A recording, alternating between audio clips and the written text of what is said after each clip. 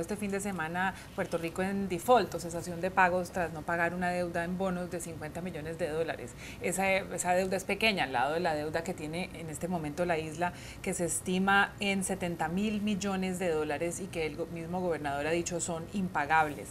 El desempleo en Puerto Rico, que es un territorio adjunto a los Estados Unidos, es del 14%, o sea, mucho más del doble de lo que es el desempleo en Estados Unidos. No hay crecimiento en este momento. La manufactura, que ha sido el motor económico de Puerto Rico, ha caído y además de todo hay un éxodo de más o menos 30.000 puertorriqueños al año a la Florida.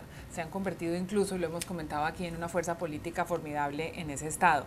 ¿Por qué es importante Puerto Rico? En primer lugar, es un lugar relativamente pequeño, tiene 3,5 millones de habitantes, pero es casi un símbolo de que la crisis económica mundial, situaciones que han sucedido en países europeos, han llegado a territorio americano y surgen espontáneamente y en todas partes las comparaciones con Grecia, muy a pesar de que economistas como Paul Krugman han dicho que hay diferencia entre Grecia y Puerto Rico porque tiene un padrino que son los Estados Unidos. ¿Esto en qué puede parar? ¿Puede simplemente colapsar Puerto Rico como economía? Yo es que, ¿sabe qué pasa? Que la impresión que tengo es que esta crisis económica, si lo miramos desde el punto de vista solo económico, está orquestada. Es decir, que lo que se está queriendo hacer desde Puerto Rico es forzar a los acreedores a comerse el sapo de que se queden con mucho menos de lo que se les debe y de este modo cerrar una deuda seguramente impagable ante los condicionantes económicos que usted acaba de mencionar de este Estado libre asociado que está esposado por cómo tiene que exportar a los Estados Unidos, es decir, en barcos solo con bandera norteamericana, con lo que se suponen aranceles, tiene todos estos problemas económicos. Esta decisión de orquestar una crisis económica es muy arriesgada, porque sobre todo perjudica al que vive en Puerto Rico. Los acreedores que viven Dios sabe dónde tendrán sus problemas para cobrar más o menos, pero créame, la mayoría de ellos no les va a sustentar la comida que se llevan a la mesa cada día si Puerto Rico les termina pagando todo o parte. Pero la gente que vive en Puerto Rico sí que va a tener ese problema. Entonces, esa ciudadanía va a ver pronto cómo el estado del bienestar que Puerto Rico tiene como parte de Estados Unidos va a menguar, la red social de soporte a la educación, a la sanidad, va a ser cada vez menor y eso, para mí, me lleva a decir que la decisión de orquestar esta crisis es altamente injustificable, políticamente horrible y los puertorriqueños van a estar durante mucho tiempo pagando las consecuencias de la decisión. Dori Toribio, ¿es orquestada la crisis? No, y pese a que es una teoría muy interesante y a mí me duele en el corazón no estar de acuerdo con Xavi, no es una crisis orquestada por una razón.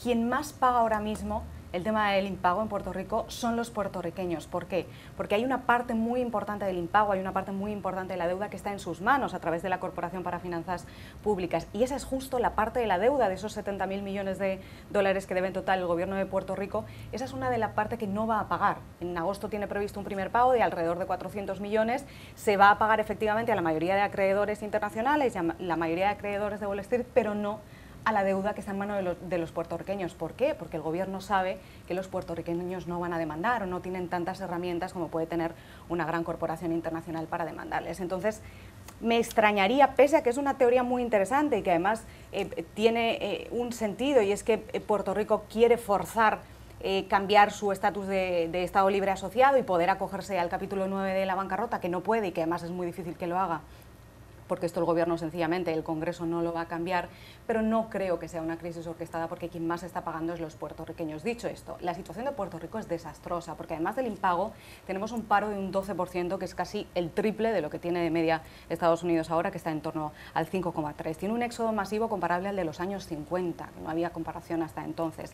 Tiene además encima de todo esto la sequía, que está llegando a niveles que no había sufrido nunca antes y se está quedando sin agua la isla. Y además está todo este tema de que la Casa Blanca niega un rescate a Puerto Rico. Y ha dicho que no se va a debatir en el Congreso el estatus, pero además también se niega desde la Casa Blanca un rescate, y esto a mí me llama poderosamente la atención porque al mismo tiempo que el presidente Obama estaba exigiendo a los líderes europeos que ayudaran a Grecia, que dieran más dinero, que se abrieran a la posibilidad de una quita de deuda o de un tercer rescate, estaba negándole ayuda al propio Puerto Rico. Y esto a mí me llama mucho la atención, y sobre todo el poco caso que hacemos a Puerto Rico en general en comparación a todo el caso que hemos hecho en Grecia, cuando las crisis son similares, aunque, como decíais, no tenga el padrino que es Estados Unidos. Pepe, pero el hecho de ser Estado libre asociado, como decían, no le hace elegible para declararse en bancarrota, como sucedió, por ejemplo, en Detroit, y quizás el precedente que no quiere sentar en este momento el gobierno de Estados Unidos es que a Detroit no lo salvó.